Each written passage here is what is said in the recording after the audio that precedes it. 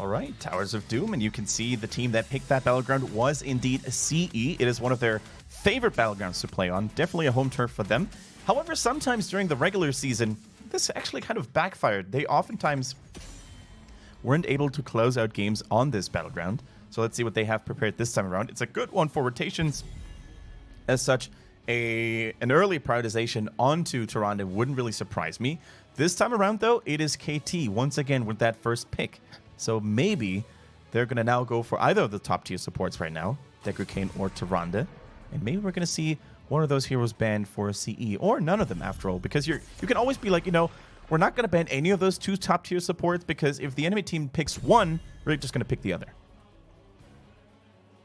That is true.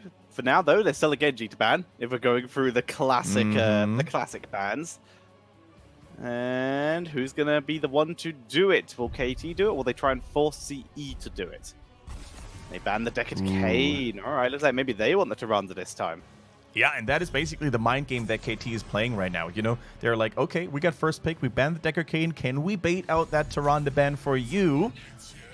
Well, now CE is definitely going to have to pick it. Like, they pick that Diablo, which is fine, but it forces a response by CE already. You don't want to give Tyrande Diablo to KT. Yeah, but you ban a support and then first pick a tank, I guess, fine, but I don't understand why, like, unless you prioritize it just that highly, which I guess is fine, but they're heading back into the Karazim pick or an Axtraza pick again, and it's fine, but it's always weird when I see teams go down that, where they literally limit their own options in that way just to deny a pick and then don't capitalize on that. The thing is, if they had gone for Tyrande first here, KT that is, and Diablo would have been stolen away by CE, they still could have gone Garrosh. Since they went Diablo first, they can no longer go Tyrande with it. So which support, which follow-up CC is actually going to work with that? I mean, sure, you could go for the Karzi, maybe follow-up damage. You could maybe consider going for something like a Malfurion with the Roots maybe. But the top-tier choice is already gone now, and that could potentially become a problem here. The Li Ming ban coming in. All right, they want to shut down a little bit of that ability damage against Cassia, I guess. There's a Blaze once again. CE just very familiar drafts over and over again, just popping in. So not too surprising there. And there's a Muradin coming in here with Diablo taken away. Miranda I like reporting that for duty. done this. Exactly. Very old classic. I completely forgot about that one. But yes, seeing those two come in once again, like you said, very familiar. And I like that Zhuyu's going for the Muradin as opposed to like the Nubarak when there's a Jaina on the board like he had done before. So glad he's adjusting. Showing that Cassia super early. I don't think it would have been stolen away or banned away by anyone. That is always a little bit of a commitment, a little bit of risk. But they banned away the Li Ming, one of the strong counters to Acacia. She can really punish that greedy positioning sometimes. Now, a little bit of ability damage is still needed, I think, for CE. Are they going for another Thrall here? Are they going for something like, I don't want to call it out, but maybe a Chromie again? We've seen it yesterday work pretty well, but I think it's more like a situational pick against Sergeant Hammer for the most part. Yeah, I think Chromie's just going to end up getting punched in the face. That's a good one, too. They're going to go with Junkrat, someone with a little bit more disengaged potential. Makes a lot of sense when you're against a Karazim who can just put a lot of pressure onto you. Same with Kiaru's Urel. Trying to think. Do I prefer this draft with a Cassia to what I did previously? It's basically the same draft, just swapping the tank and swapping one assassin. I think I still prefer this just because I know how good Timeless is on that Diablo. So I prefer this draft from KT to last time, but I still think CE came out with a better draft. I fully agree. The only thing that kind of worries me a little bit for CE right now is the fact that Alufal is back on a quote-unquote more stationary ranged assassin. But on the bright side of things, Junkrat is still one of those assassins that can make plays, right? Good concussion mine placement, strong timing on the Riptire, finding a good angle there. So I think it's not all dark and gloomy, but I think that KT this time around probably has better chances just by looking at the drafts alone. I think you might be right. But once again, this is Towers of Doom. We have to look at globals, and the answer is not really. Like the Hanzo that KT had last time, which might have been a global late game, is not on the board anymore. So that basically removes all the options that are possibly there with the Abathur banned out and no one wanting to go for Brightwing and no one wanting to go for the Felstad. And was Dahaka wasn't picked, he was banned as well, wasn't he? Banned by yes, CE. That was, yeah, so all the globals were removed pretty quickly. So it's all about poke onto the objectives now. Cassia is fantastic at this, as is Jaina, so KT comes out very well there. But Junkrat can also be incredibly effective too, and also adds boss control. As long as we don't see a Falstad. I think yesterday it was proven once again that Falstad is not always the key to victory, even when you need a global. Yeah. As we are heading in, and ladies and gentlemen, spawning on the left-hand side, currently 1-0 up. It is CE Challenge with Alufal, XTQ, 365, KTY, and Zhuyu. Facing them currently down 0-1 is KT, Kudos top with TWTWT, Kiaru, Lotus, Timeless, the man himself, and Bad. Can they equalize the score? Can they bounce back? That is going to be the question that needs answering. And they don't have that much time left. It is a best of 5, mind you, but if you give this game over, you basically put CE into that match point position. They move forward. Owl immediately spots Timeless, who is running that Primeval Diablo build skin, which is, as we've mentioned before, just gorgeous. That's aggressive. He moves forward, eats all the crowd control in the freaking world, and dies. Timeless needs to know better. Yeah. He needs to know better. First of all, you're facing a Muradin Tyrande Junkrat. You have to expect tons of crowd control coming in. Secondly, look at the minimap. Irel and Cassia had already gone down to the side lane, so even if that lockdown had worked, would there have been enough damage to follow it up on? I heavily doubt that. So, a little bit of a boo-boo coming in from Timeless, and we really... I think KT needs him. KT needs Timeless not only as the playmaker, as the stalwart frontliner, but also as a shot caller. And if Timeless, loses his balance, loses his grip, then KT as a whole unit might struggle. Zhuyu already hiding in that bush, scouting it out, slowing the rotation down, but also escaping in the nick of time. Owl, once again, finds Timeless is laser guided onto him. It's a good job this wasn't Ultra Runner, or she would be gaining stacks. As for now, Zhuyu also gains stacks immediately. Timeless is just a magnet for these skill shots this game. Isn't it crazy how Tyrande probably just got the best facelift of her lifetime? And she's been living for more than 10,000 years, mind you. But still, sometimes when you land those owls, you're like, can I have my old Tyrande back for that little bit of bonus damage? Well, second kill acquired by Okay. CE. They are... This is familiar to last game. Sappers will make it in here, going to be able to take down one tower and the gate. But yet, Ultiranza definitely had its benefits. It was a very fun hero to play. Yeah. It was really cool. I hope they release another Ranger hero that is a more of an assassin style with like a couple of the old tricks that Tyrande had. Aleria? Like Question mark? Aleria would be good, like some baseline stacks and stuff like that.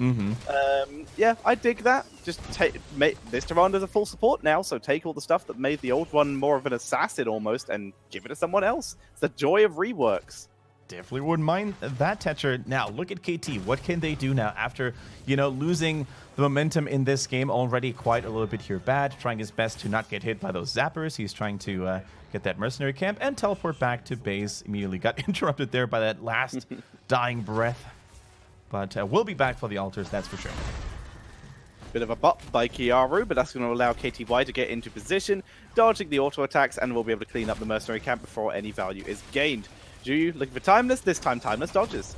Yeah, TWT, by the way, going for the Earth Ally here. The orange summoned unit by Karazim. Going to be very useful, especially against Raynor and Tyrande to a certain extent, to minimize the damage taken from physical attacks. Timeless needs to be careful. The first altar taken already. Irel not immediately rotating down to the bottom. She prefers to soak that final wave here. Focusing onto Muradin. Always a risky endeavor by Timeless. Lotus also needs to be careful. He is obviously resistant to Raynor, but is not resistant to any kind of CC, which makes it very difficult for him to position. To see the channel, Timeless going to be the body that tries to stop it, but good sniping using that extra range on the Lunar Flare coming in. Yeah. Really, really good value from the level 4 talent. Timeless once again booped into the backline here, but strong retaliation moves are coming in from KT, focusing onto Jimmy. Now it is low targets against low targets. Teams are taking heavy damage. Double hit by 365 yet again. The armor is applied, but Kiara is the only one who doesn't get it. Quick knockback and another beautiful concussion mine puts Kiaru in danger. He will flee, but that's given time for the backline members of CE to sneak away that ulti and take the 2-for-1. Wow, what a team fight there. Really close, really clutch. KT barely managing to escape out of that sticky situation there. I definitely thought Irel would not make it out alive personally. They find a lockdown onto TWT already. Muradin is basically a walking ward at this point, a vision ward. Always, you know, scouting out, finding out what the enemy team is up to. And with that massive health pool and the strong mobility of that dwarf toss, he's probably the only warrior that can get away with those cheeky plays. Quite possibly, as we do see KT. Look, oh my god, XTU able to turn it round from the Diablo engage, and they keep control. That probably is one of the most humiliating moments, Mare, getting shot down by the penetrating rounds of XTQ just when you were about to make that play. Look at that. Once again, interrupting Cassia from the fend as well. XTQ on fire right now. Zhu, though, dropped a little bit low. He is able to dwarf toss away, keeps himself safe. And for now, everything calms down a bit. Everyone waits for their opportunity for the next timed team fight. Timeless, he would love to be able to try another engage, but right now everyone's just on top of him at this point. Yeah, you can really tell how his trigger finger was already itching, right, to make that play onto Raynor, Tyrande, Junkrat. Those are all such squishy, juicy targets for Diablo. But sometimes you need to calm down your horses a little bit. That altar is here, so if Diablo had, you know, fallen low in health, or maybe even had died altogether, that would have been a disaster. Just like that, with the main tank being low in HP, how are they going to continue this fight already? So much momentum fallen away from KT. Lotus hovering around, looking to try and poke and deny. He will get the first one. Jaina's arrived 2 here. Yeah. We'd love to be able to get that glow, but Alufal is zoning away from it. Able to pick that up. Nicely done. Ju will get interrupted, but a quick Stormbot onto Lotus. Nice tackle. Timeless is really struggling to get these wall stuns, but was able to get one this time. Yeah, and on the flip side here, we also see the backline of CE take some heavy damage, but that's because Irel is already here, so KT naturally can afford to play a little more recklessly. KTY, the bunker, not really there yet, but nonetheless, Blaze has arrived. Can they stall it out a little bit longer? They're zoning them away. They're pushing them away as hard as they can. They take the altar, but Timeless is falling, and that was a great concussion mine yet again by Alufal. Kiaru's on the run. Lunar Flare is good. Interrupting the Avenging Wrath, and that's going to be a dead Kiaru. Everyone else, no, never mind. I was about to say everyone else gets away, but a great stun there thanks to Blaze onto the Cassia, and they pick up the triple kill. The altar and the core health evens out, but a full level lead for CE. And Tetcher, now we're starting to understand why the Chinese jury labeled 365 as that MVP, the match winner here, because that Luna Flare was sexy. Interrupting the Diablo mid-charge, the Irel, mid-charge. That was just super cool to see. Diablo falling early, but look at the damage still being dealt. KTY with MVP body blocks there as well, hindering the movement of Kiaru. Boom! There goes the Luna Flare with Lunar Blaze at level 4. As you said earlier, that range really coming into big effect. We see KT just playing it safe, but they need to be able to take that bell tower back. They had to wait a bit because it hadn't even spawned yet. Now it has, and they're going to try and grab these sappers to assist them. They are also already have their level 10s now to even themselves up talent-wise with CE. It's going to be a Ring of Frost Apocalypse play coming in for KT. I think at this point, KT realizes that they're already far behind, you know, losing the Bell Tower there. Their best chances of actually coming back into this game is by a big wombo combo, you know, as we said, or as you said. Slowing people down, stunning them, and then following it up with a big AoE burst. Because that's the only weakness Tyrande actually has right now. She doesn't really have, you know, those big AoE saving tools. She does have okay single target healing, but AoE, not really so much, especially when Shadowstalk is out of cooldown. Rip Timeless. Oh, never mind. Tackling Nice himself dodge. away. Keeps himself alive, and the sappers will still get cleaned up. So as such, great defense coming in here from KT. Yeah, the Ring of Frost turned into a Ring of Nothing, unfortunately, but that is all fair and square. You know, if you defend your base just like that, if you also manage to take a little bit of extra damage onto the enemy's core, you cause a lot of distraction, you basically make sure that you stay in the game, so this is not all too bad. They even take back the Bell Tower. Big win here, in my opinion, considering how far they were behind by KT. And with that, though, CE, they still have control. Even the like you said, KT, they're able to come out okay because they survive. But survival is not what they're looking for here. They're looking for sustain. They're looking for a comeback because right now, CE are about to hit level 13. Yeah, CE is still in the driver's seat, don't get me wrong. Like, they are still playing super well in terms of, you know, controlling the map. Lufol, is he going to scout that in time? Zhui is already here. Murden trying to cause a little bit of a distraction. KTY following it up as well with a stun. They're holding it for now. Boss getting leashed back up to half health. And with Zhuyu so low, that might be the end of this boss attempt. Once again, a good job by KT. Not actually a comeback attempt here, but they prevented another advantage going over to CE without actually losing anything. That's exactly what they need to be doing if they aren't able to pull the trigger and just immediately blow something up. But eventually they are going to have to make more than just denial plays. All right, Lotus needs to be careful there. Could get flung back by a Lufol. Lufol on the flip side also needs to be careful not to get damaged too much by KT. And KT, they're playing with fire right now. They're playing very aggressively despite being a talent down. They even started that boss as a little bit of a diversion here. But sometimes when you're behind, you need to play with fire in order to not get burned. Because otherwise, CE is going to just, you know, manage their advantage. They're just going to try and make plays over and over again, and you're always running in from behind. KT looking for the opportunity. They're level 13 again. They found Zhuyu, but they're unable to really capitalize on it. Tirana's already grabbed bot, so it's all going to be about this top area. It's going to be a level 14 to level 13 fight. 23 health on KT's core, so they are still behind. Karazim is actually going to be able to blow up this Banshee here, so quick little advantage acquired there. Oftentimes, Rainer players don't really pay respect. Oh, that's a good lockdown onto Cassia, and she is no more. Yeah, and that's probably going to be at the end of... Oh, hang on. Jada bad with a wraparound. Almost picks up the Junkrat. But the concussion mine and the shutdown. Another beautiful Are you kidding me? Flare. I don't even know how CE have survived this, but they've not only survived, but they're about to pick up the triple kill right now, killing off Kiaru. They didn't even channel. They just chased them down because they knew they could. They're even going to get the boss and the channel right now. Double value, and CE are looking dominant. 365 on the Tyrande at this point is like, well, you need a little bit of vision here? Gotcha. You need a little bit of peeling over there? I do have your back. And then when it comes to locking people down like that Irel over and over again, he's landing every single Luna Flare. This guy is an absolute monster in this game, and I can't believe that KT has given that hero over to 365. Much respect to TWT, but already, in my opinion, 365 hands down the most impactful Tyrande of this playoffs phase right now, saving people, making sure that kills are happening. What a guy. He looks amazing right now. They leap forward, quick tackle onto Timeless, keeping him going. Quick knockback, though, as Timeless is really struggling to come to bear here, but he is now one turn away from basically his full build, which is where he starts to get one-shot potential.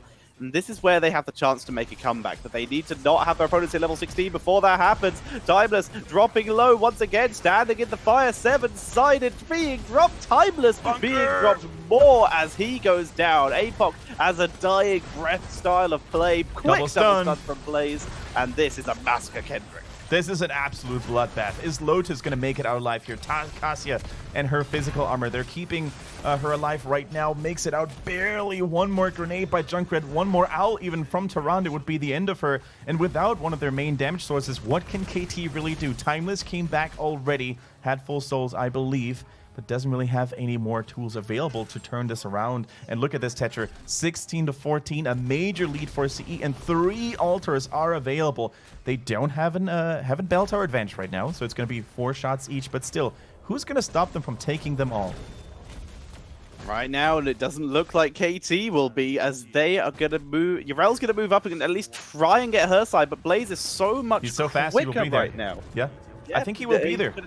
It's going to be close, actually. But in it's being contested. Oh, no, Blaze is just going to come down and just secure bot lane. The safer play. Seven-sided comes out. This is their attempt to turn it around. Another gorgeous concussion mine. Alufal is on fire today, as Zhuyu is pretty deep this time, actually. But Blaze from behind with the triple stun gets the kill. Looks for more. Timeless finally picks up a kill onto Zhuyu. But in the meantime, KTY is just 1v3ing in the backline under, but just away from under bell tower.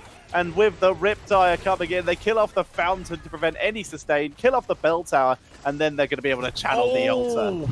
Another huge lunar blaze coming in from 365, and KTY may not be the Lord of Hellfire because that is already Diablo's job, but he still brought the fire in that team fight. What a wonderful flank. The stuns were hitting, the damage was on point there as well as CE. For the first time, they did lose a hero in those team fights. That was indeed first kill for KT, believe it or not. But hey, it was a worthy sacrifice, a noble one.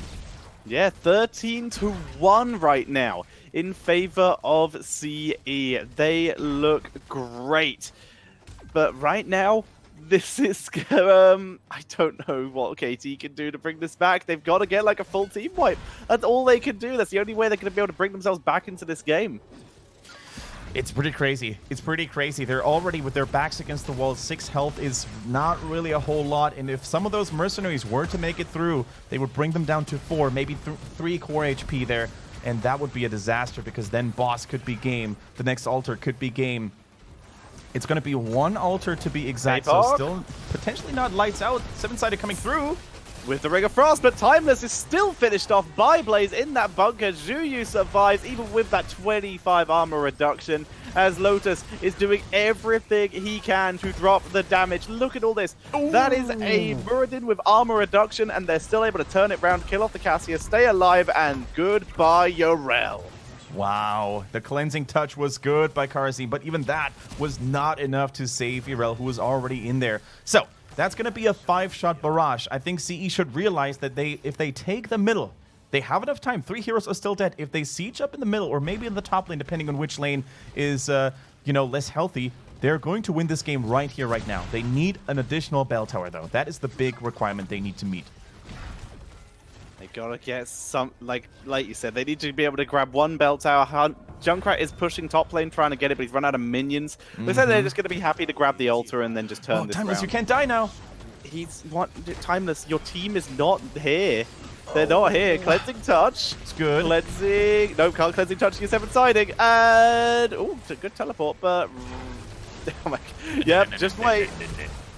The Riptire, as bad, is going to be able to escape, but in the meantime, the shots come in. 1 health left on the KT core. Still a little messy and still not 100%, well executed here by CE, but the level 20 is here. The cannonballs are raining in, and if those mercenaries, Tetra, if one makes it through, it's going to be the end of it. Lotus about to fall. Jaina had already died before, and with only Karazim left, what is there that one monk can do? Not a whole lot. The Zappers are having a giggle, and they're ending game number 2. CE with a great lead right now. Right now, 2-0 in favor of CE. They are looking absolutely dominant over KT. And KT, their tournament life now lies on the reverse sweep.